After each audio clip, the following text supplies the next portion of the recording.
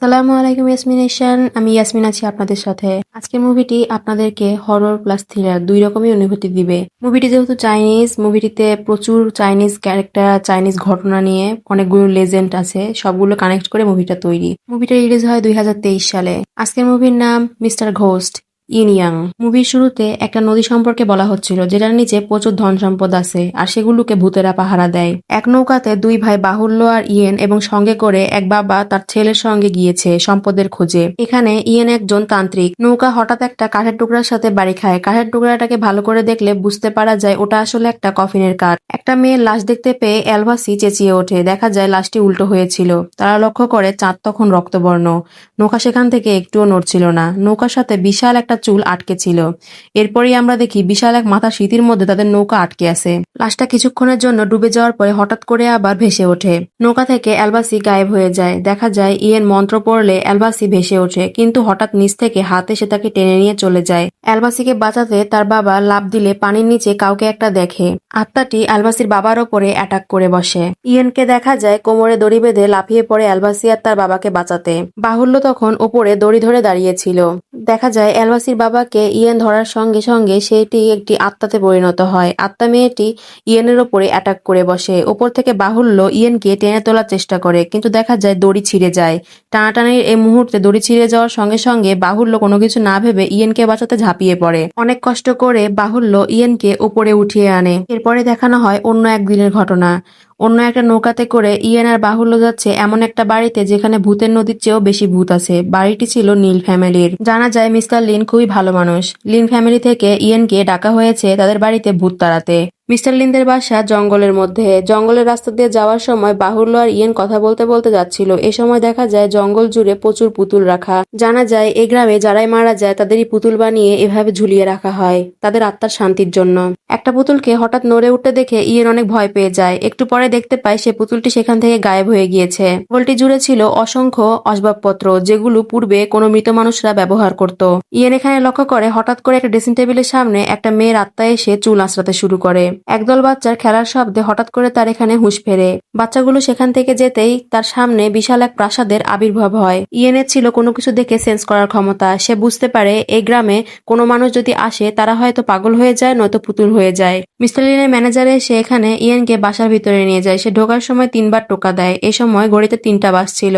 বাহুল্য আর ইয়েন বাসার ভেতরে প্রবেশ করলে ম্যানেজার তাদেরকে পায়ের ছাপ দেখায়। পায়ের ছাপ অনুসরণ করে তারা গিয়ে পৌঁছে একটা রুমে। রুমটি ছিল মিস্টার আর মিস লিনের। মিস লিন জানায় যে রাতে ফেহিওয়ানের হাসির শব্দ শোনা যায়। ইয়েন জানতে চায় ফেহিওয়ান কে, তার পুরো ঘটনা। মিস্টার লিন বলতে শুরু করে ফেহিওয়ান তাদের বাড়ির কাজের মেয়ে। তাদের বাড়িতে তখন মিস্টার লিনের ছেলের বিয়ের প্রস্তুতি চলছিল। দেখানো হয় একটা বিয়ের অনুষ্ঠান, কিন্তু কবরেও পুজো চলছিল বিয়ের রীতির সাথে। এই সবকিছুতে তাদের এক চাকর লাউসাংও ছিল।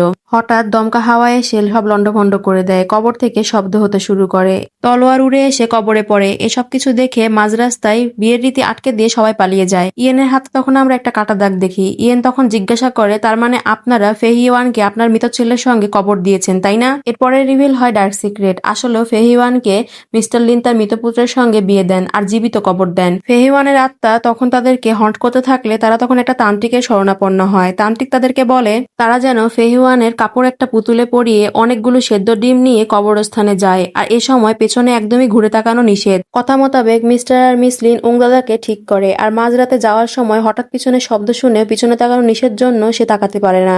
দেখা যায় পিছনে আসলেও একটা মানুষ ছিল, কিন্তু সে ভূত ভেবে দৌড় দেয়। দৌড়াতে গিয়ে পড়ে গেলে তার থেকে সবগুলো ডিম পড়ে যায়। সে সেখান থেকে একটা পয়সা কুড়িয়ে পায়। সে তখন খুবই খুশি ছিল পয়সাটি কুড়িয়ে পাওয়ার জন্য। এরপরে দেখা যায় ডিমগুলোকে সে কুড়িয়ে নিয়ে যাওয়ার সময় হঠাৎ করে একটা লাশের সঙ্গে বাড়ি খায়। পয়সাটা আসলেও এই লাশেরই ছিল। ওংদাদা আরো বেশি ভয়ে সে কবরস্থানে দ্রুত পৌঁছে তড়িঘড়ি করে রিচুয়াল শুরু করে। দেখা যায় সে প্রত্যেকটি কবরের সামনে একটা করে সেদ্ধ ডিম রাখছে, আর পুতুলটিকে গিয়ে রাখে ফেহিওয়ানের কবরের সামনে। রিচুয়াল মোতাবেক পুতুলটি কবরের মধ্যে পড়ে যাওয়ার কথা। এখানে ওংদাদা ওয়েট করছিল। হঠাৎ করে সে শব্দ শুনতে পায়। সে চেক করতে শুরু করলে দেখে হঠাৎ করে আশেপাশে থেকে হাত এসে ডিমগুলোকে নিয়ে যেতে শুরু করেছে, আর কবরস্থানের মধ্যে কিছু একটা ছোটাছুটি করছিল।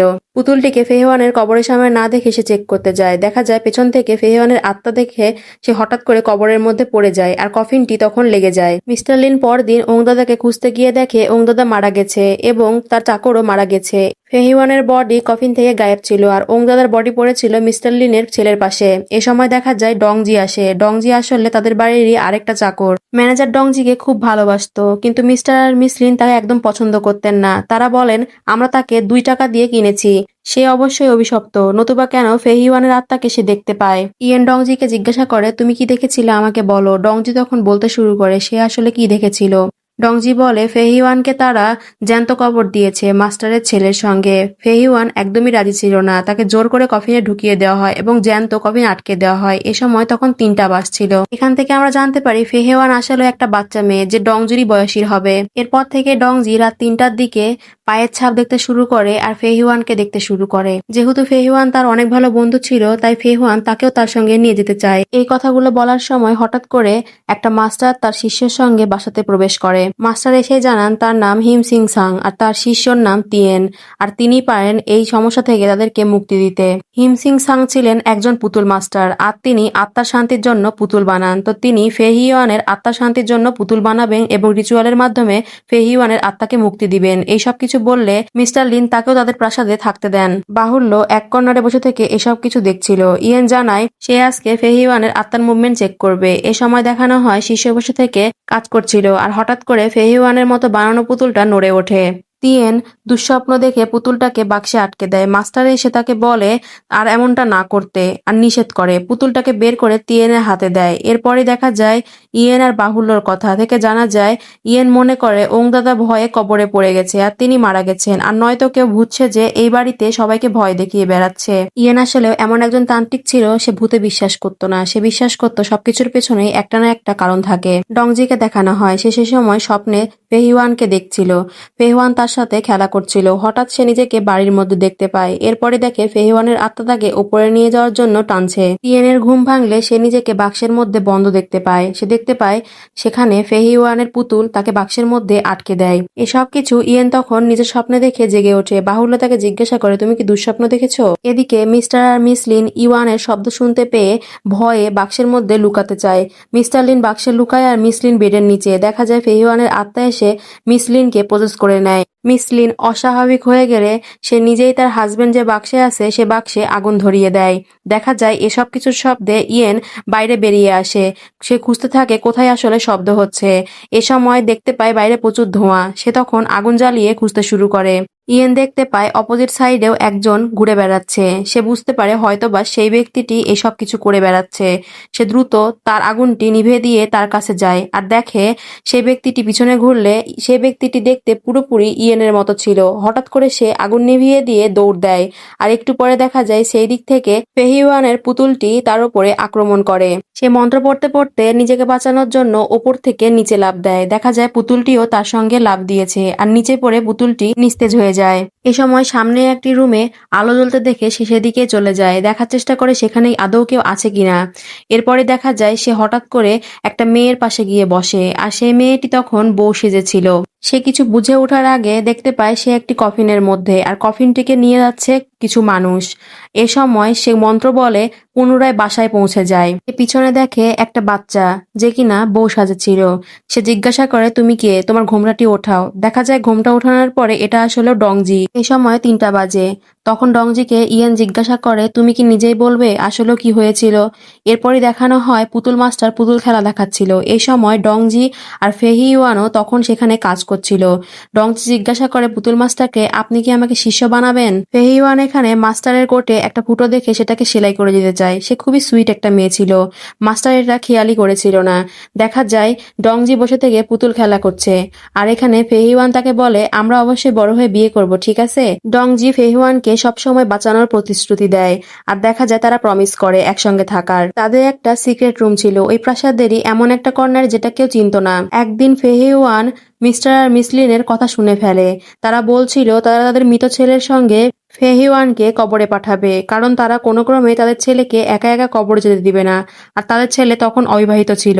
তারা ঠিক করে বাচ্চা এই মেয়েটির সঙ্গে তাদের ছেলের বিয়ে দিবে। ডংজি এটা কোনো ক্রমে হতে দিবে না, সেজন্য সে ফেহিওয়ানকে লুকিয়ে রাখে আর প্রচন্ড মার খায়। তারপরও সে বলে না ফেহিওয়ান কোথায় আছে, কিন্তু দেখা যায় ফেহিওয়ান নিজেই বেরিয়ে চলে আসে। ডংজিকে এত মারা দেখে ফেহিওয়ান লুকিয়ে থাকতে পারছিল না। এরপরে দেখা যায় ফেহিওয়ানকে জোর করে কফিনে ঢুকিয়ে দেওয়া হচ্ছে। বাচ্চা ছেলেটার এ সময় কিছুই করার ছিল না। দেখা যায় কবর দিয়ে দেওয়ার পরে মাঝরাতে গিয়ে সে কবর খুঁড়ে ফেহিওয়ানকে বের করার চেষ্টা করে।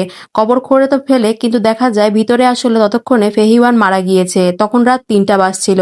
এ সময় ডংজির হাতেও ব্যথা পায়। এত কষ্ট করার পরেও ফেহিওয়ানকে বাঁচাতে না পেরে ডংজি কান্নায় ভেঙে পড়ে। সে চিৎকার করে কান্না করতে থাকে। এ সময় দেখা যায় কবরস্থানের পাশ দিয়ে একটা ব্যক্তি যাচ্ছিল।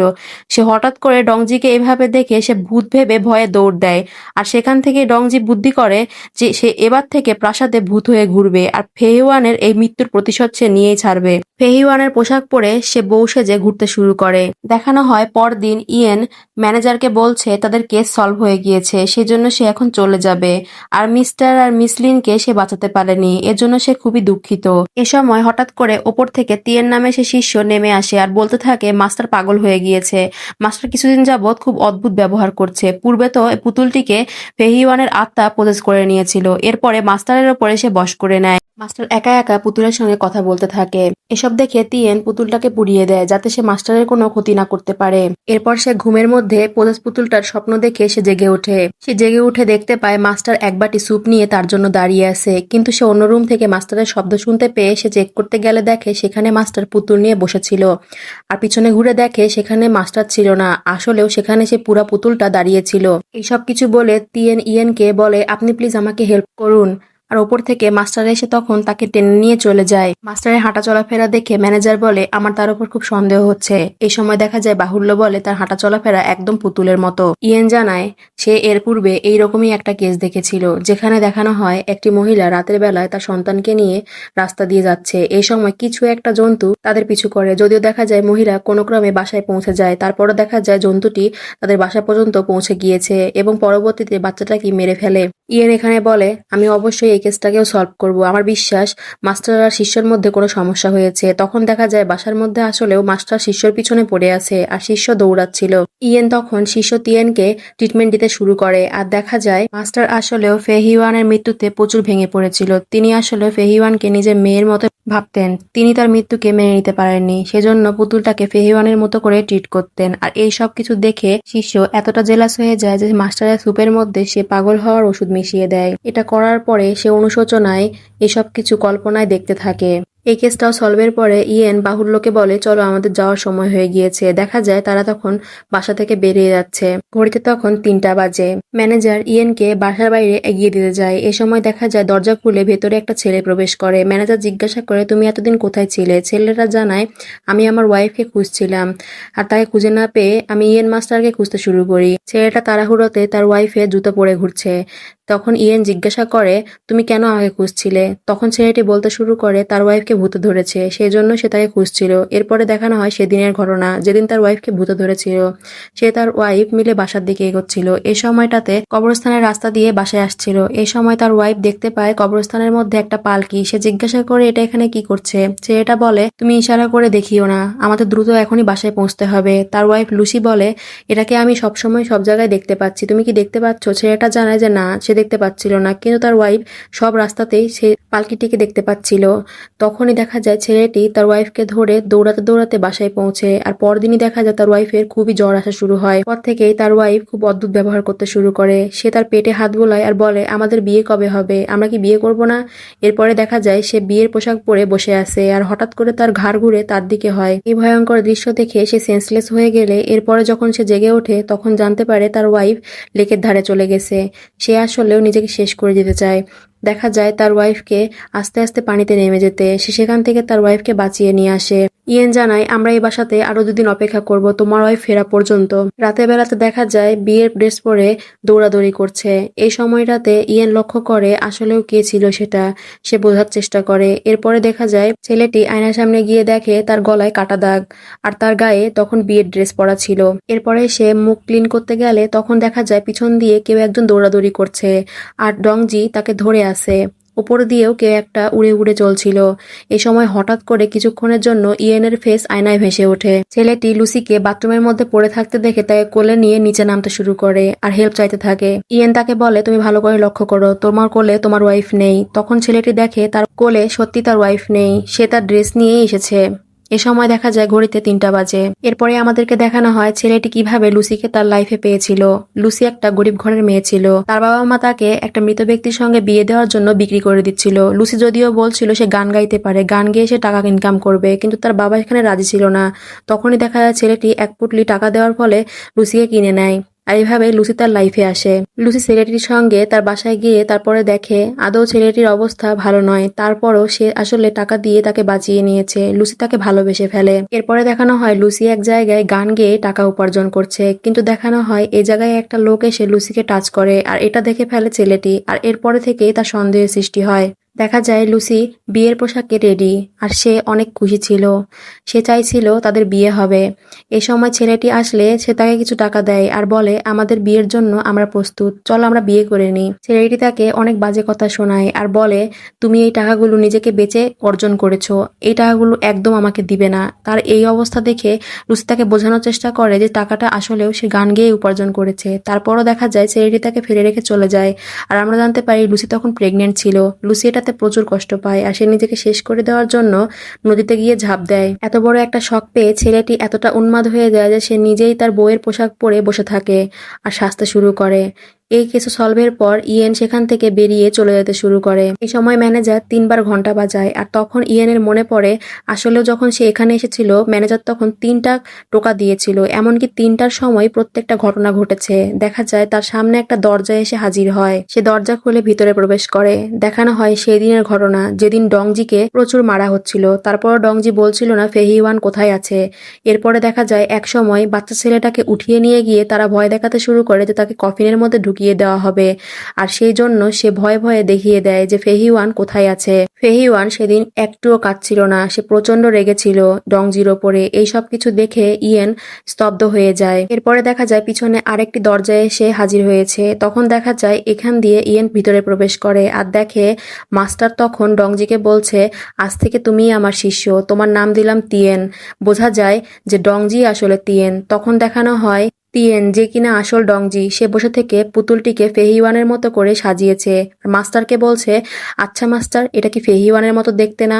আর সেই আসলে ফেহিওয়ান বলে পাগল হয়ে গিয়েছিল। আর এই সময় দেখা যায় মাস্টার তাদের সেই সিক্রেট রুমটাকে দেখে ফেলে, আর এই জন্য মাস্টারকে সে পাগল করার জন্য ওষুধ খাইয়ে দেয়। মাস্টার সবকিছু জেনে বুঝে ওষুধটা খেয়ে নেয়, কারণ তিনিও মনে করতেন ফেহিওয়ানের মৃত্যু তার জন্যই হয়েছে।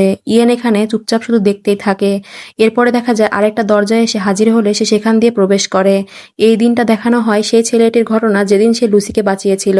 আসলেও ঘটনাটি তেমন ছিল না। লুসিকে সত্যি সত্যি কবর দিয়ে দেওয়া হয় আর ছেলেটি চুপচাপ দাঁড়িয়ে দেখতেই থাকে।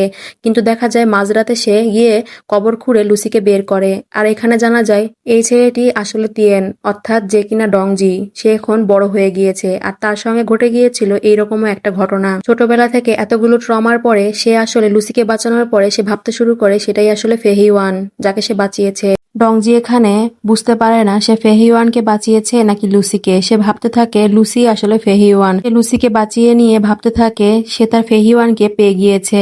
এরপরে দেখানো হয় সে লুসির সঙ্গে ফেহিওয়ানের মতো করে মেলামেশা করে। আর দেখা যায় সে সবসময় তাকে বলতে থাকে, আমাদের বিয়ে হয়েছে, তুমি কি মনে রেখেছো আমাকে? এইসব কথাতে দেখা যায় লুসি অনেক বেশি ভয় পেয়ে যায়। লুসি এই সময় প্রেগনেন্ট ছিল।